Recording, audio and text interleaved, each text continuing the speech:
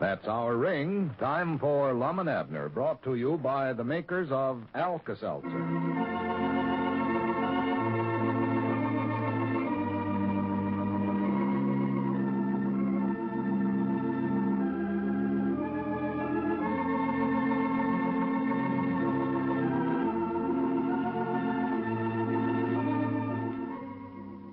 Lum's belief that he had discovered the presence of uranium in some dirt he and Abner had dug up was strengthened yesterday when a part of a dollar bill started burning. We'll hear more about it in just a moment.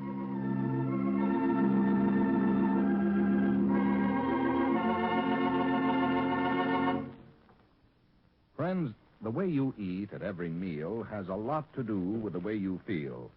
Yes, when you're hurried and tense at meal times, a touch of acid indigestion is often the result.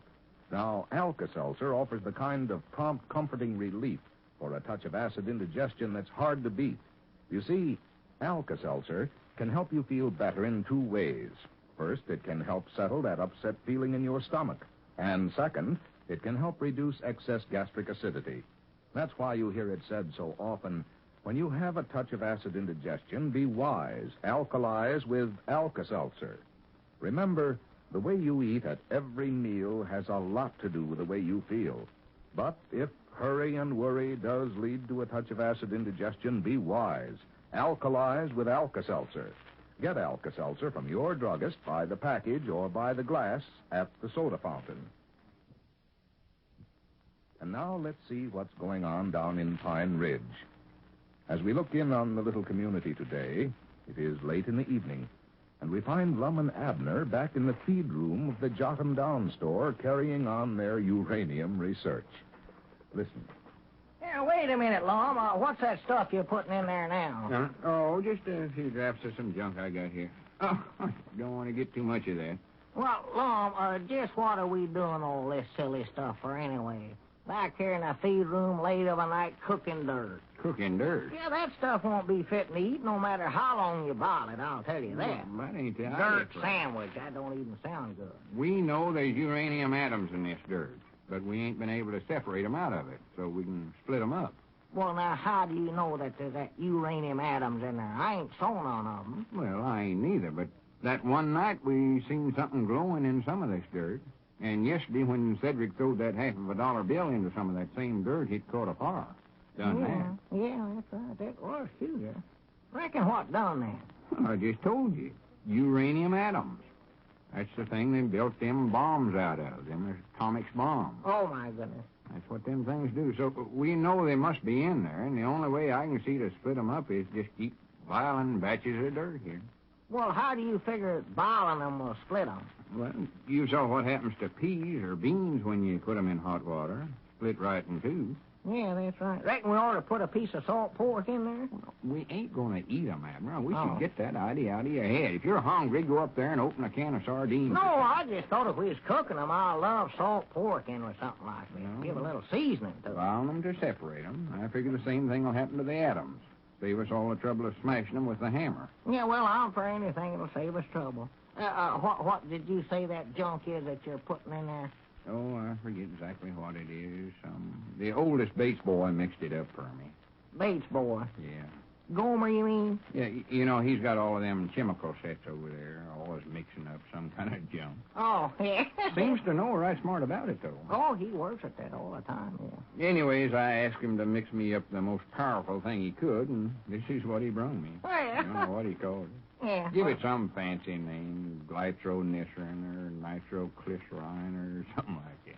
Well, what did you want something so strong for? Well, I could see we wasn't getting nowhere boiling this dirt with just plain water. No. Well, here, let's pour a whole lot more in there than get them atoms split up good. You know, if a little will do good, a lot will do better. No, you got to be careful with it. Don't want to overdo it. Well, just put a little bit more in there. We've been fooling around with this stuff for I don't know how long. It don't seem to me we got nowheres with it. Let me get this bottle here. I know that we'll pour the whole thing in. Yeah, get it.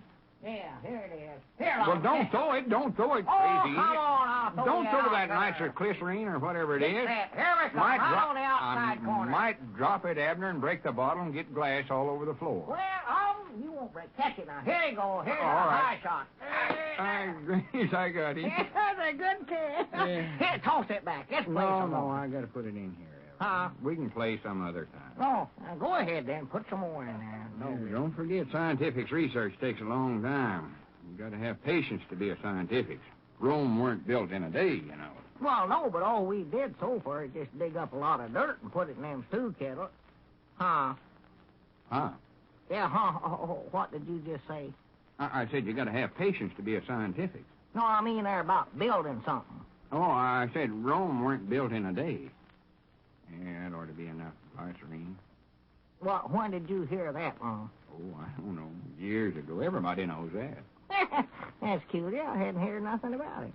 Fact is, I didn't know that anybody's trying to build one. Eli White's been trying to get materials to build a new barn over at his place, Abner, but that's just an expression, old Eddard saying of mine. I was just telling you not to be impatient. I just said that Rome weren't built in a day, and it weren't. Well, exactly what is Rome? Now, just what are you talking about? Rack him up and break again now. Well, what is it? You mean, where is it? I do, huh? It's a city, town. Oh. You know that old saying, when in Rome, do like a Roman do? Or does, or do, or... Yeah, that's right. I never heard that. Well, they say that for. They don't say that about Hatfield, when in Hatfield do as a Hatfield do. Just say it about Rome. Why, I don't know. Oh. But you have to do like they do, I reckon. It's a law. Well, how do they do? I don't know, Abner. All I know, Rome weren't built in a day. Well, no other town was neither. I know it. Well, what are you going around bragging about? Rome weren't then. That don't seem like nothing great to me. I wasn't bragging about it. Why didn't you say Pine Ridge or some of these other towns around here? They weren't built in a day neither. Well, let's just forget about it. Board camp weren't built in a day then, if that suits you better. No, that's right. It weren't. It weren't. How long did it take them to build it? Build what? At Rome. Oh, I don't know. All I know, it take them more than a day. I know that for sure. Yeah, well, I never heard of the town, but I can see where it'd take them longer than that. Yeah, I can too. I can, too. Fine. Yeah. Ought to had more sense to try it, even. Yeah. Reckon what they was in such a hurry to get it built for. As as I know, they wasn't in no hurry. Well, they must have been. What, was they having a race with some other town? Abner. Opal or something? I don't know a thing about it. Stir that stuff there before it boils over and forget about Rome. You know, Lum, I bound you this was it. I bound you they bid so low on the job, but the only way they could make anything on it was try to rush it through that way. I think they done it on a cost-plus base. Must have. They was rushing. Wait a minute, who was you talking about? The fellers that built that Rome. Oh, we're back on that again. That must have been it. Just anxious to get to work, you know, so they made an awful low bid, and then they... Abner, would you just drop the subject, please? Well, Lum, I like to figure things out, you know. I ain't no dummy. Figure them out some other time. We got plenty of figuring to do right here. Besides that, you don't need to worry about Rome no more, because it burned down. It did. Oh, sure. You've heard about Nero fiddling while Rome burned, haven't you? I never heard a thing about it. I don't wonder, though. You try to build something too fast that way, it's bound to be pretty flimsy. It'll burn easy. I could have told them that. Yeah, it's a shame they never asked you first. Well, anybody could have told them that. It never exactly had to be me, I don't reckon. Yeah. Smart fella like me. Never. No. What was that you said about old Bessie's dog playing the fiddle during the fire? Bessie's dog? Yeah. I said nothing about old Bessie's dog. I said Nero done the fiddling while... Yeah, Nero. That's Bessie's dog's name. You know Nero, Lum. Oh, well, this happened a long, long time ago. I don't doubt it. That dog's so old he ain't been able to stand up for his meal for 3 or 4 years, let alone do anything fancy as playing the fiddle. Old Bess never did tell me his dog could do that. Oh, he's a modest fella, you know. Abner, you got this all mixed up in the first place. Nero ain't no dog. Well, he sure looks like one. Got 4 legs and big flop ears, a long tail, a little short leg. Well, they're long enough. They reach the ground. I guess it's long enough for him. I don't mean that dog of Bessie's. As far as I know, Lum, that's the only dog he's got. That's funny. He wouldn't have went around bragging on him about that. Dog, if I'd come home one day and found my dog, Old Blue, sitting there playing a couple of tunes on the fiddle, I'd tell the whole town about it. For pity's sake. Wonder if Blue could do that. I never have given him a chance to find out where he could play one or not. Just ask him sometime. Well, I ought to do it. That dog is maybe I ought to borrow a fiddle and leave it under the back porch where old Blue could find it. He might be a natural, you know. Just see what happens, you know. It might be an extra. He's left-handed, though, ain't he? Blue? Yeah. Well, he runs on his left leg more, but I'll get him a left-handed fiddle. That's a wonderful idea. Now, it's brainy. It is, sort of, ain't it? Glad you brung this up. Yeah, me too. He picks it up fast while I'll take him over to Bessie's, and then Blue and me and old sit around the evening playing quartets for us and stuff. Well, we'll wait to hear that. Be interesting to see Blue sitting there with a fiddle tucked up under his chin. Be cute. Take him squirrel hunting and sit there and play a tune instead of barking when he's treed. Yeah, now that you got Blue's musical careers all planned for him, maybe you can settle down to business here and help over the waves, I love it. Yeah, sure. Let me go call Bess here. Abner, stay here. Lum, I want to find out how he got Nero started out, about how long it's taken him to get good at it. I'll be right back. Abner, if you get on that phone, I'm going to whop you one. Lum, I don't want to hold Blue back. I'd never forgive myself. He ain't getting no younger. I don't care if he ain't.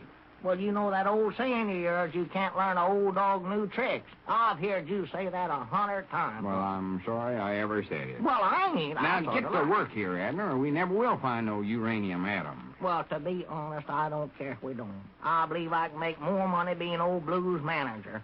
Gonna sign him up with a carnival, I believe. One too good. I might put him on the radio, I don't know. No, 'cause I better get home and start him to practicing. Abner, come back here. We ain't done cooking this stuff. Lum, I ain't got time to wait around for that junk.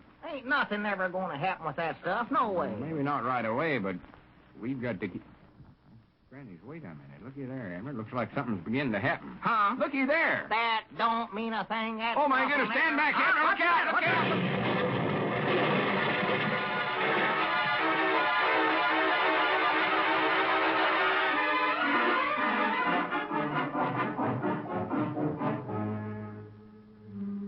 It looks as though the Split Atom Corporation will have to suspend operations for repairs now.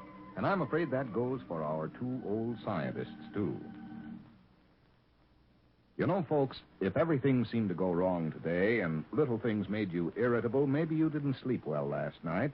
Now, perhaps you didn't sleep because nervous tension kept you keyed up and jittery.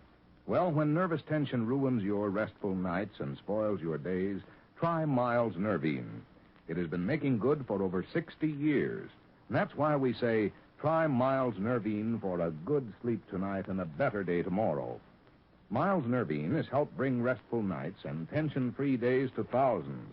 Yes, folks, if nervous tension sometimes makes you uncomfortable, irritable, and jittery while on the job, call on Miles Nervine. All drugstores have it in two forms. Effervescent tablets at 35 and 75 cents, and liquid Nervine 25 cents and $1. All effective medicinal products should be used with caution. Use only as directed. Remember, for restful nights and tension-free days, Miles Nervine.